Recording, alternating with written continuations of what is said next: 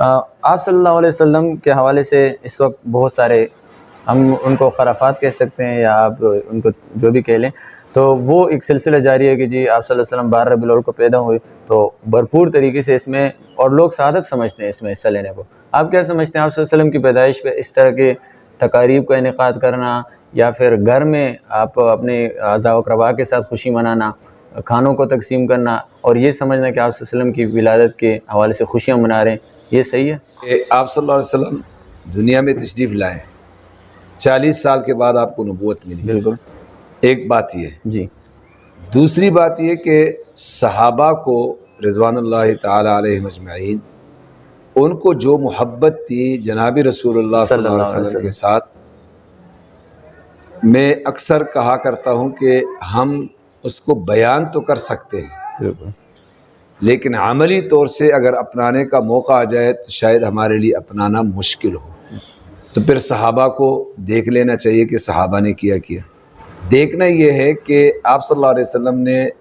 جو آپ کی نبوت کی 23 سالہ زندگی ہے، اس میں آپ صلی اللہ علیہ وسلم نے کیا اس طرح کے کام کیے جو آج کل ہو رہے ہیں؟ جی یہ سوال اس پہ مسلمانوں کو غور کرنا چاہیے۔ جو مسلمان اپنے وسائل، اپنا مال، اپنا وقت، اپنی صلاحیت اس پر لگاتے ہیں، ان کو اس پہ غور کرنا چاہیے۔ آپ صلی اللہ علیہ وسلم نے خود کیوں نہیں کیا؟ 23 سالہ لمبی زندگی ہے۔ پھر خلفائے راشدین کی 30 سالہ، ان کا 30 سالہ ایک لمبا دور گزرا ہے، بالکل دور گزرا ہے، تو وہاں بھی نہیں ہوا۔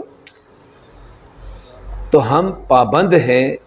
یہ میں مسلمانوں کو دعوت فکر دیتا ہوں کہ ہم پابند ہیں اس بات کے کہ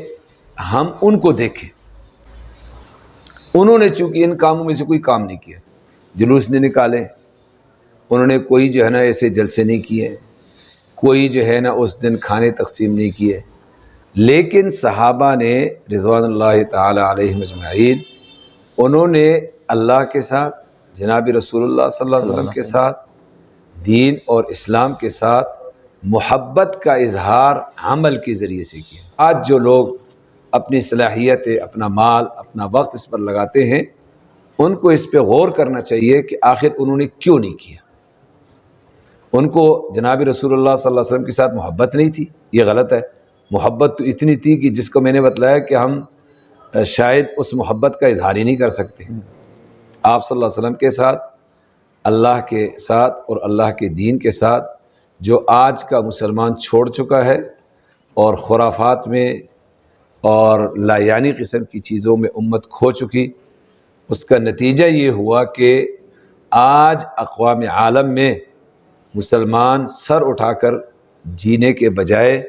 وہ سرنگو ہو کر کے اقوام عالم میں آج زندگی گزار رہا ہے۔ تو مین بات حضرت نے کی ہے، آپ نے اگر یہ ویڈیو پوری دیکھ لیں، اور جو مین پوائنٹ ہے کہ ہم نے اگر اپنے آئیڈیل آپ صلی اللہ علیہ وسلم کو بنایا تو پھر تو اس کے بعد ظاہر یہ چیزیں ہم نہیں کریں گے۔ مسئلہ ہمارا یہ ہے کہ آج کے اس دور میں مسلمان نے جو آئیڈیل ہے وہ غیروں کو بنا دیا ہے، جس کی وجہ سے جو طریقے ہیں آپ صلی اللہ علیہ وسلم کے، صحابہ کرام رضوان اللہ تعالیٰ اجمعین کے، وہ ہم نے چھوڑ دیے۔ اور اس ٹاپک پہ بات کرنا اس لیے ضروری تھا، کل 12 ربیع الاول ہے تو بہت سارے مسلمان نادانی میں ان چیزوں میں شرکت کر لیتے ہیں۔ تو آپ سے ریکویسٹ ہے، اس ویڈیو کے ذریعے سے آپ کو ہم یہ پیغام دینا چاہ رہے ہیں۔ مفتی صاحب کیا پیغام دینا چاہیں گے آخر میں؟ پیغام یہی ہے، ربیع الاول کا جو پیغام ہے، ربیع الاول نہیں، ہماری زندگی کے لیے اللہ اور اللہ کے رسول کا ہر وقت پیغام یہ ہے کہ ہم اللہ کے دین کو سمجھیں، اس کے اوپر عمل کریں، اور ایک بات یہ کہ زندگی کے مقصد کو سمجھیں۔ یہ زندگی جو ہے یہ اللہ رب العزت کی طرف سے ایک نعمت ہے، اور یہ ایک کشمکش اور ایک جنگ ہے حق اور باطل کی، جس میں ہر وقت یہ انسان رہتا ہے۔ تو باطل کو چھوڑنے کا اہتمام کرنا چاہیے، بالکل حق کو لینے کا اہتمام کرنا چاہیے۔ اور یہ چیز کے معاشرے میں چونکہ یہ چیز عام ہو گئی ہے، یہ دلیل مشرکین مکہ کا دیتے تھے کہ ہم نے اپنے آباء و اجداد کو اس پر پائے، اس لیے ہم کر رہے ہیں۔ تو یہ اس دلیل کا بطلان، اور اس کو قرآن کریم نے خود غلط قرار دیا ہے کہ یہ دلیل نہیں ہے کہ لوگ کر رہے ہیں۔